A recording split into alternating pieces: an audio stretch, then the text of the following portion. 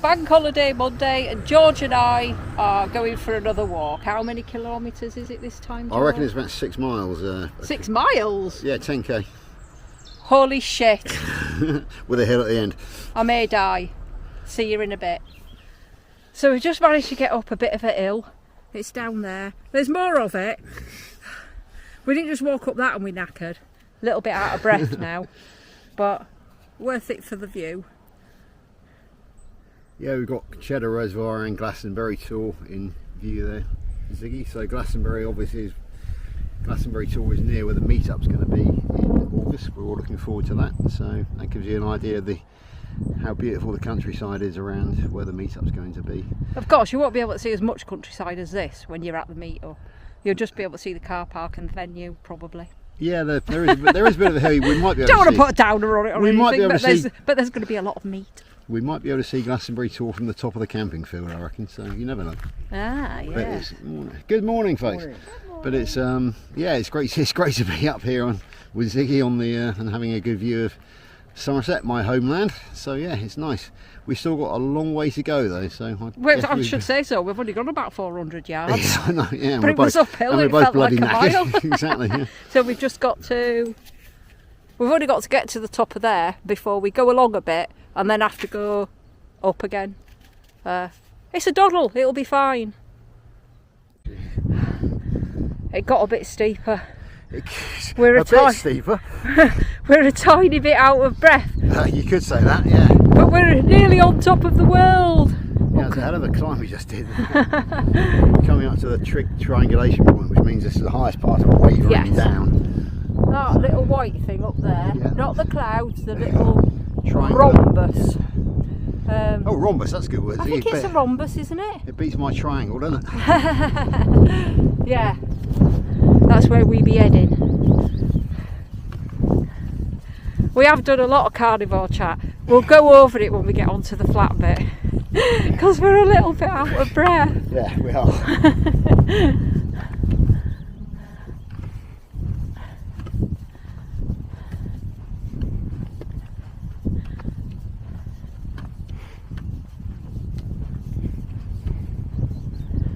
It's nice to have a bit of shade actually. It is, with this cloud, yeah, it's good. If the sun had just been out and it'd been really warm, getting up that hill would have been an absolute nightmare. So we're getting to the top now. Hey there, it's Brendel. Ziggy, it's one we can climb. I told you that was a poxy walk, didn't I? Look at it. Yeah, but it's tiny. But it was in the mud though, wasn't it? Remember the mud? Oh, there's Crooks Peak. Yeah, that's Crooks Peak. It's Crooks. Is it? Yeah, Crooks. Crooks Peak. As in belonging to a crook. Yeah. Or a man named Crook. Absolutely. And we've got a lot of flat to do now, so we might do it. You never know. We know when it's getting hard when we both shut up. And that's very difficult for either of us. So if both of us shut up, it's getting hard. Cue music.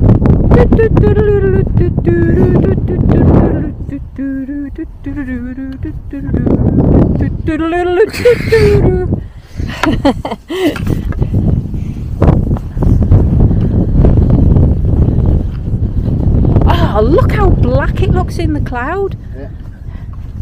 As soon as that cloud goes over, that's just going to brighten right up. That is bizarre, isn't it? Yeah, it is. It's like it.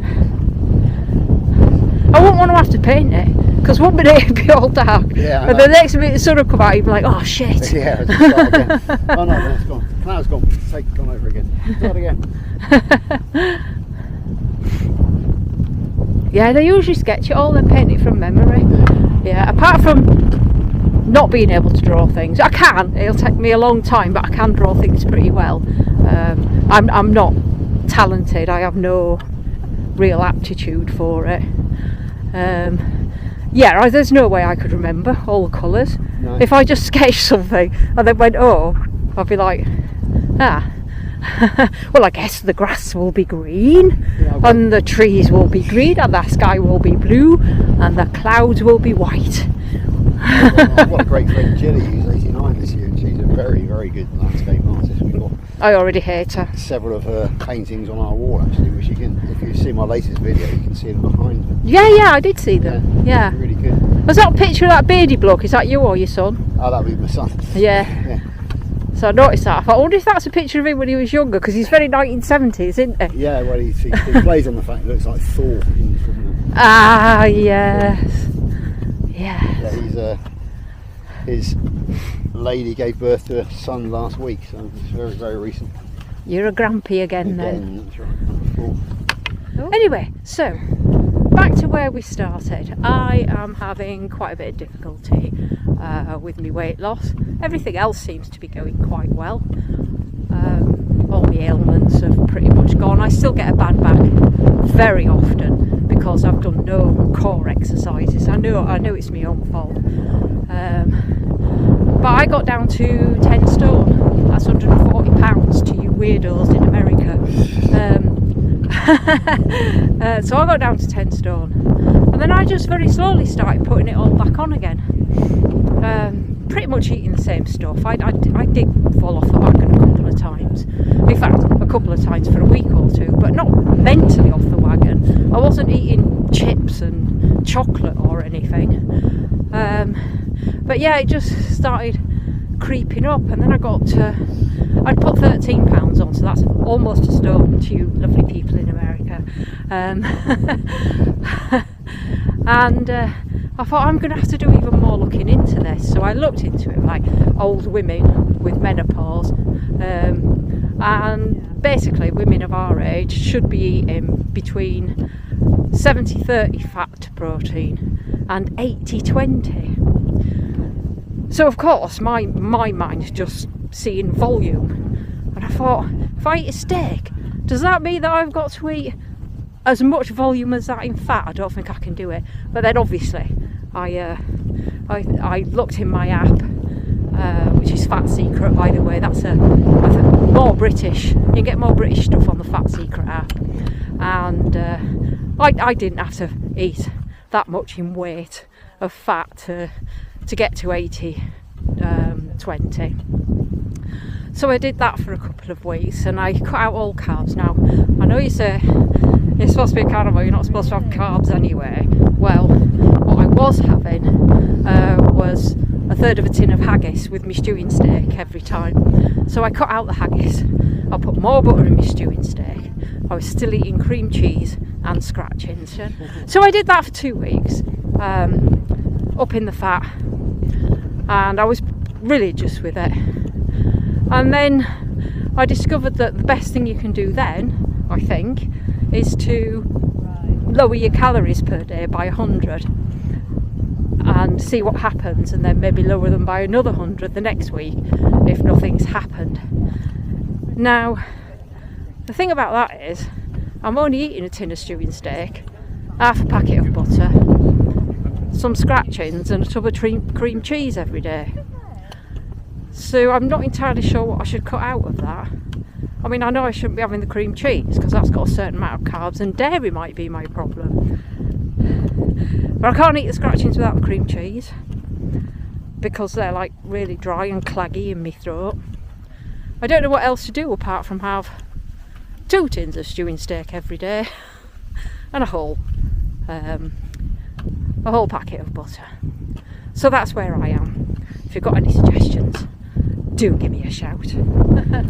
Yeah, so this morning I weighed in at 12 stone 4 in English terms, or 174, 172 I think in pounds. So yeah, so very happy with that, but I'm still overweight, believe it or not, according to the BMI, because the top end of my correct BMI should be 12 stone or 170 pounds, so not far to go now until I hit that. Yeah, but George, you wasting away. I am, it's true. I'm getting a few pushbacks from non-carnivores. 12.5 stone of pure muscle, lies. A bit of saggy skin, but no, I'm actually back to my 19-year-old physique and weight now, which at the age of 59 going on 60 I'm obviously quite pleased with. And you know, as I think those of you who know my story, I've actually cured type 2 diabetes, and I'm able to walk again. I would never have been able to do this even 2 years ago. So yeah, happy days, carnivore forever for me, and yeah, I can highly recommend it. I could always walk, and I always liked walking. It's just that when I was 14 stone, do the maths, I can't work that one out. When I was 14 stone, it just took me a lot longer to do the walking. Now it's a lot better. I mean, we've just got up that big hill and we just stopped to do that little bit to camera. Neither of us are knackered anymore. No. Trust me, when I was 14 stone I would have had to sat down for 10 minutes before I carried on. So yeah, really pleased with that. Another thing that I've noticed is, I've mentioned this before, but I'm a lot less angry. I used to let things wind me up, stupid tiny little things. I always thought that when something happened at work and it was detrimental to the way I worked, I instantly presumed that somebody had done whatever it was on purpose, and it would wind me up all day. And I'd do things like make backhanded comments and go around to everybody saying, oh, this has happened, blah blah blah, which bastard's done this, blah blah blah. I look back on it, and if I could have heard myself, I'd have thought, what an horrible cow you are. But yeah, as I say to George earlier on, there's a bit of an altercation with the neighbours, and they were pretty rotten. But I gave as good as I got and basically stood my ground. And then, even though over the past couple of days it's been in my thoughts a bit, I used to, when something like that happened, like a confrontation, I'd have this feeling in my solar plexus like somebody had kicked me, and it'd go on for days, maybe weeks, and every time I thought about it, it'd be like, how has this happened? And I'd feel really bad, and I'd go over and over in my head, I should have done this, I should have done that, right, let's get a plan together about how we're going to deal with them, blah blah blah. And now, even though I have thought about it quite a few times, I just don't have that feeling.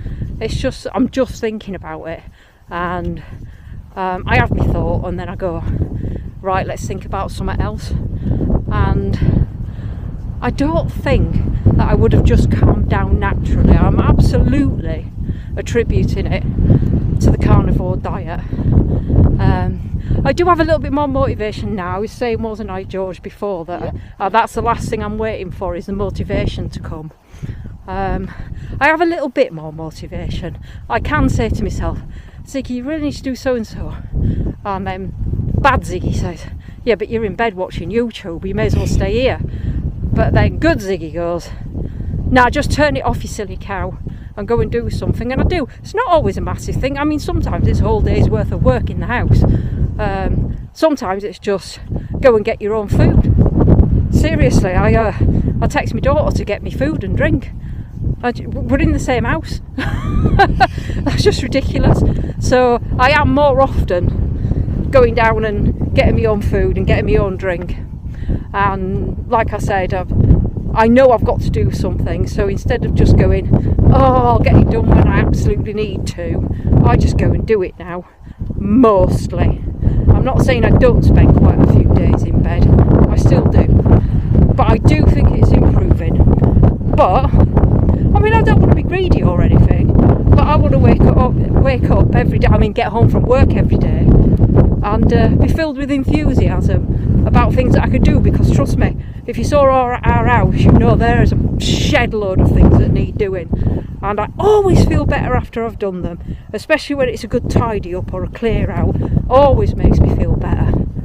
Strangely, when I used to be quite prolific on Facebook, I don't really do Facebook anymore, I had about 350 people on my friends list, and every 2 months I'd go through it and I'd kick people off my friends list who hadn't interacted with me, or I didn't really know them. And every time I'd finished, I was like, well, that was bloody cathartic. So yeah, that's the sort of thing I like to do. So the other day, yesterday and over the weekend, I was repurposing an old 1940s, 1950s sideboard to go in my camper van, and yeah, you couldn't stop me. I was out there, right, this needs doing, that needs doing, blah blah blah blah blah blah, and I'd done it all until it was finished. And then the next day, even though it was finished, I looked at the top of it and I thought, that varnish looks shit. And then I thought, oh bollocks, I'm leaving it. I can't be bothered with it, especially after the interaction with the neighbours, which was about the noise we were making. Then I went, no, come on Ziggy, you can't leave it like that, it'll drive you mental. So I sanded that down and I refinished it, and then I went on to do some stenciling on the front of it. So yeah, when it's something I'm interested in, I've got all the motivation in the world. Even though I did not want to be standing out in the red hot sun, I still did, because I love doing that sort of shit. Oh, we're on a downhill, my knees are hurting now. How's your knees, George? Yeah, they're feeling as well, Ziggy. Right, I'm going to turn off for a bit and get me sticks. Well, we made it to the top. It was a bit steep at the end and a bit rocky. George says there's even worse to come when we're going back to the car. But I just think he's a wuss. So this is what we've got. Oh, we've got George. I'm still here, just about. Mendip transmitter over there, and Glastonbury tool. I'm the Mendip transmitter. You certainly are. And look Levels. at the people coming home. And the motorway. Coming home from the south. Bad on the bonnet. Nice bit of seaside. Green down Another over nice there as bit well, of Ziggy. seaside. We did green down back in the autumn, didn't we? Yes, we've done a lot of walking. Not enough. I Not still enough think as we yet. should do more walking. Yeah, the Glastonbury tour I think will be on the agenda eventually. Oh, Glastonbury Tour's a piece of piss. It's hard work, but it's only 10 minutes. Yeah, I know. Well, we can start a long way away, can't we? What hit like from here? Like from here, that would be a bit more than 10 minutes, yeah. So we're going to start heading down now to the bit where we have to head back up again. Yeah. I'm really looking forward to that. That'll be the killer at the end, but it's been great fun. It's really nice. It's nice and cool up here, isn't it? Very windy up here, that's the thing. It's lovely. For a menopausal old cow like me, having Yeah. the wind blowing through my armpits is absolutely For a delightful. man who's just about to turn 60 with a hernia, absolutely, yeah. It's, 60's not old though. You keep saying that like you're going to turn 60. Yeah, And exactly. when you're 70, you'll be like, what the hell was I banging on about? Aye, sure enough. Because there's this YouTuber that I watch, a van life YouTuber, Van City Van Life, and he keeps going on, going, I'm nearly 50 and I'm still doing this and blah blah blah. And I said to him, just stop banging on about being nearly 50. When you're 60, you're going to look back on that and go, oh, I was actually quite young, wasn't I? Anyway, we're away back down. See you in a bit. See you in a bit. Cheers, folks. So I was just saying to George that the recovery time is just so much quicker. I mean, I was exhausted when I went up that steep hill, and now we're just walking along this bit here, and I'm perfectly recovered. Yeah.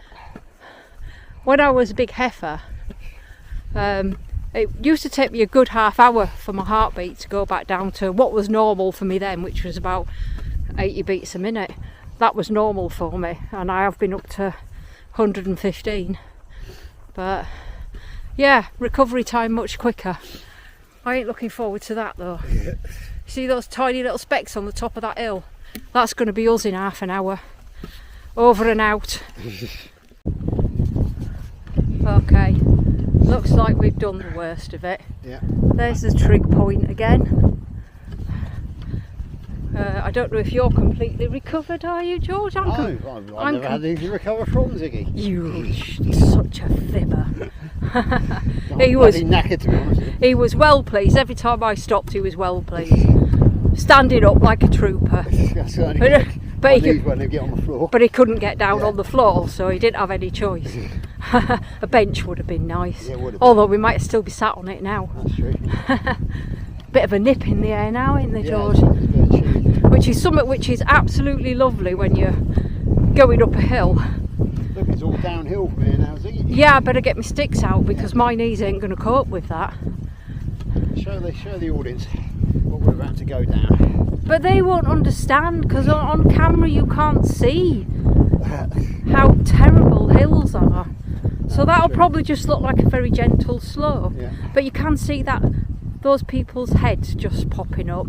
So that'll give you some idea. And I'm getting my sticks out because I don't want my knees to give way. And I think we're going to sign off now. We did do a lot of chatting, but to be fair, it was quite a difficult walk, so holding on to my sticks was more important than filming. So I would say it's goodbye from me. And it's goodbye from him. Bye. And now for the reason why this is going to be my last carnivore video. Well, it's not going to be my last carnivore video. It's just going to be the last one on this channel. I've decided to split up my 2 topics for YouTube, and this is going to remain the camper van channel.